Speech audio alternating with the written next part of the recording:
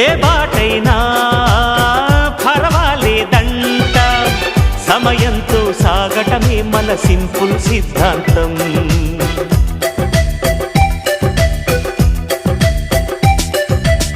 చిరుగాలికి పరిమళమిచ్చే సిరిమల్లెల వనమై ఉందాం, గగనాన్ని నేలను కలిపే హరివిల్లుల బంతెన అవుదాం.